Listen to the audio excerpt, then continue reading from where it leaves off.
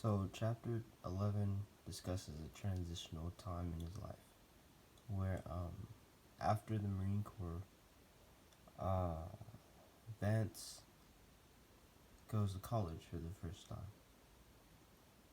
He has the GI Bill, but is still $20,000 in debt.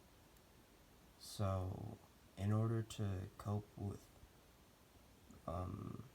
that, he ends up getting two jobs initially.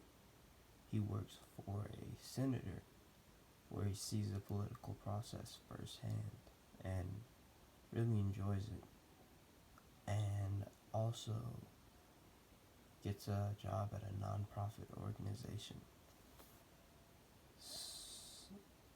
Um, Vance prided himself on this ability to have these two jobs, get barely any sleep, and take a full load of college classes. And he really didn't even know how uncommon that was until he talked to his professor to meet with him.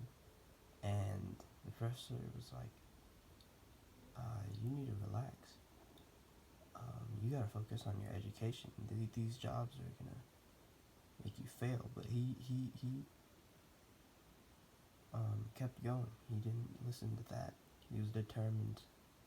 So he worked himself to the bone, where eventually he got mono and was continuing. At this point, he has three jobs. So he gets mono and he keeps working until he pretty much almost collapses, and his mother comes to Ohio State, forces him to go to the hospital where he learns he has a staph infection as well. So his mother takes him home to Middleton, an hour away, and he spends a month there where he splits his time with Aunts Wee and the mother. And his mom at the time was a addict, and so she already had her struggles going on, very sensitive, and noticed that like this Aunt Wee, who he was pretty much spending as much time with her as the mother, it was just making her really jealous. But at that point, Vance had enough. He's dealt with the past. He's not there to help his mother cope with all that. He's just trying to move on to the next stages in his life. So he goes back to college next year and has to lose the job with the senator to take an even fuller class load in order to graduate in 2 years. So he continues to have two jobs and graduates college the next year, and is really proud of himself. And he heads back to Middletown again for the summer. This is in between law school.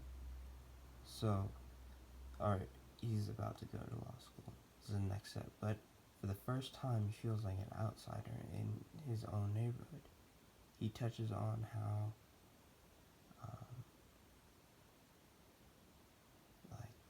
there's just a downward spiral that the neighborhood is going through at the moment.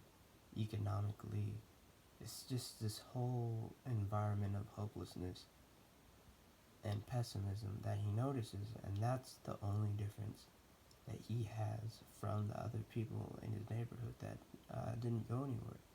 He believed that hard work would pay off at the end, and it eventually did, whereas other people think the system's worked against them, and in turn have not worked anything or not worked at all because they don't believe it will pay off at the end. That's it. Thank you.